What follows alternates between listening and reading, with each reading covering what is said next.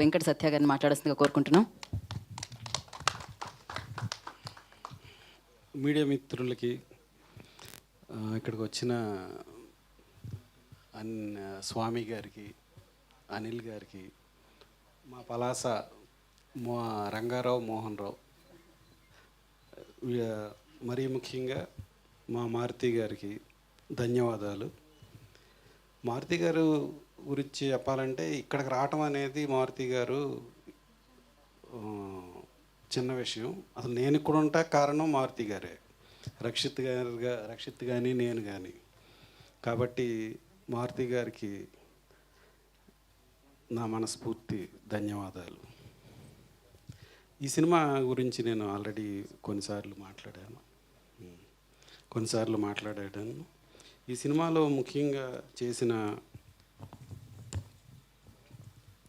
DOP Nani చాలా మంచి work చేశాడు.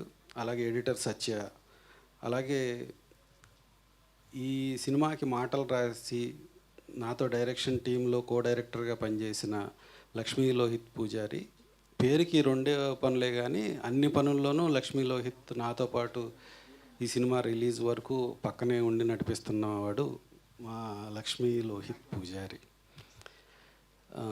సో ఈ సినిమా గురించి మీ ఆలోచనలే మీ శత్రువులు, సైకో స్టోరీ అనే ట్యాగ్ లైన్స్తో సినిమా వస్తుంది.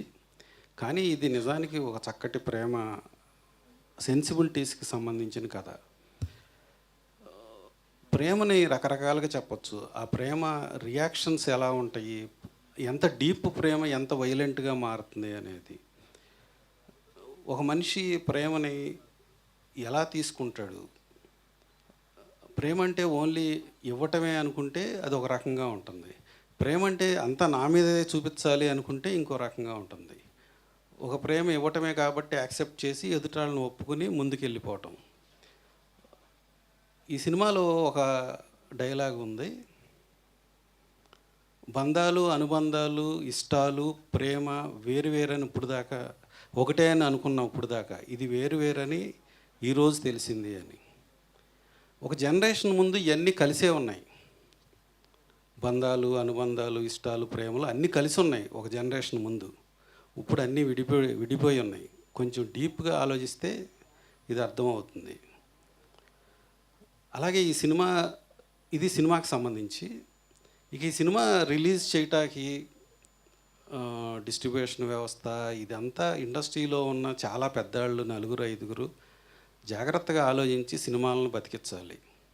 ఎందుకంటే కొద్దిమందికి ఇక్కడ సినిమాలు రిలీజ్ చేయడానికి సినిమా టికెట్లు ఇవన్నీ ఇబ్బందులు లేవు, కానీ సినిమా ఇండస్ట్రీలోనే మళ్ళీ చాలా ఇబ్బంది ఉంది. అసలు సినిమా ముందు ఉంటుందా ఉండదా అనే అంత డౌట్ సినిమా ఇండస్ట్రీలోనే ఎక్కువ ఉంది. కానీ దాన్ని సాల్వ్ చేసి ముందుకు తీసుకెళ్ళే పెద్ద మనిషి ఎవరు లేరు ఇక్కడ ఇండస్ట్రీలో. వాళ్ళు ఎవరో ఒకళ్ళు వచ్చి ఈ సినిమాకి నిజంగా ఉన్న సమస్యలు ఏంటి, ఇంత రేట్లు పెంచడం వల్ల నిజంగా సినిమా దగ్గరికి తీసుకెళ్తున్నామా, ఇంత పాప్కార్న్ అమ్మటం వల్ల నిజంగా సినిమాకి వస్తారా జనాలు, దీన్ని ఎట్లా సాల్వ్ చేయాలని ఆలోచించాలి. చాలా థియేటర్లు ఒక వారం మూసేసి ఒక వారం తెరుస్తున్నారు అని చెప్తున్నారు. ఎందుకు సీరియస్గా ఆలోచించట్లేదో సినిమా ఇండస్ట్రీలో ఉన్న ఒక 5-6 పెద్దలు ఆలోచిస్తే చాలు. ఇది నా విజ్ఞప్తి. ఈ సినిమా రేపు రిలీజ్ అవుతుంది, అందరూ థియేటర్లో చూడండి. మీ అందరిని ఎగ్జైట్ చేస్తుంది. Thank you. So perfect speech అసలు. Thank you so much and wish you good luck అండి. డెఫినెట్లీ మళ్ళీ కలుద్దాం, మనం సక్సెస్ మీట్లో కలుద్దాం డెఫినెట్గా. అండ్ నా ఐ రిక్వెస్ట్ తిరువీర్ గారిని మాట్లాడాల్సిందిగా కోరుకుంటున్నాం.